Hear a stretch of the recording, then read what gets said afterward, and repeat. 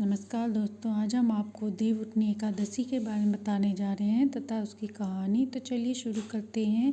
कार्तिक मास की शुक्ल पक्ष की एकादशी को देवउठनी एकादशी व्रत मनाया जाता है। आषाढ़ मास की शुक्ल पक्ष की एकादशी से भगवान विष्णु सो जाते हैं, ये योग निद्रा में चले जाते हैं और कार्तिक मास की शुक्ल पक्ष की एकादशी को जाग जाते हैं तथा तभी सारे मांगलिक कार्य शुरू हो जाते हैं। इसके बाद चतुर्मास का अंत हो जाता है। इस दिन भगवान विष्णु की पूजा करने से सभी कामना पूर्ण होती है। भगवान विष्णु की प्रिय पत्नी लक्ष्मी जी के आग्रह भाव से कहा, प्रभु आप दिन रात जागते हैं, सोते हैं, तो भी ऐसे समय सृष्टि का संचालन बिगड़ जाता है, इसलिए मुझे भी आराम नहीं मिल पाता।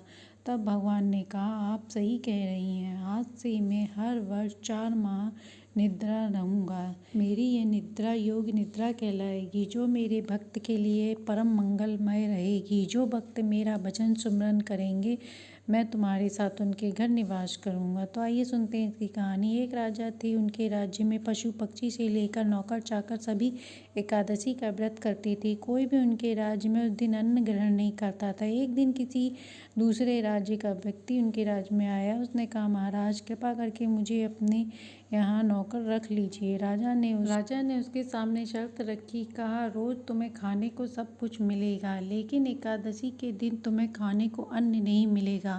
उसने हाथ कर दिया। जब एकादशी आई तो उसे फलाहार का सामान दिया गया, परंतु वह महाराज के सामने गिड़गिड़ाने लगा। बोला, महाराज इससे मेरा पेट नहीं भरेगा, मैं भूखा मर जाऊंगा। तब राजा ने उसे अन्न चावल दाल दे दिया और कहा, नगर के बाहर जाकर बनाकर खा लेना।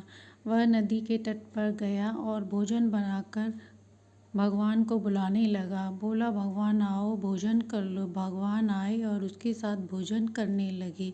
भगवान चतुर्भुज धारण किए, पीताम्बर वस्त्र पहने हुए आ गए और प्रेम से भोजन करने लगे। भोजन कर भगवान अंतर ध्यान हो गए।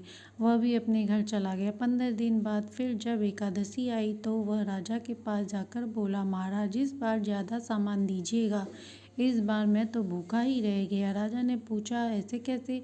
तो उसने कहा, मेरे साथ भगवान भी खाना खाते हैं, इसीलिए दोनों को भोजन कम पड़ जाता है। यह सुन राजा को आश्चर्य हुआ। वह बोले, मुझे विश्वास नहीं है, भगवान तुम्हारे साथ खाना खाते हैं। मैं भी तो पूजन व्रत करता हूँ, पर भगवान ने मुझे आज तक दर्शन नहीं दिए। तब उसने कहा, आपको विश्वास नहीं तो आप मेरे साथ चलकर देख लीजिए। राजा छिपकर देखने लगा।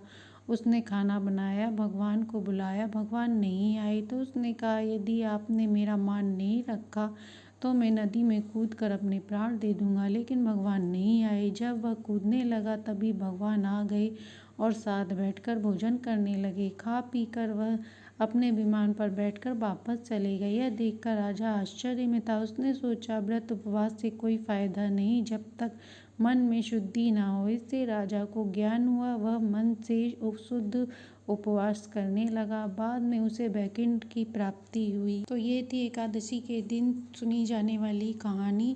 कहानी अच्छी लगी हो तो लाइक एंड सब्सक्राइब करें।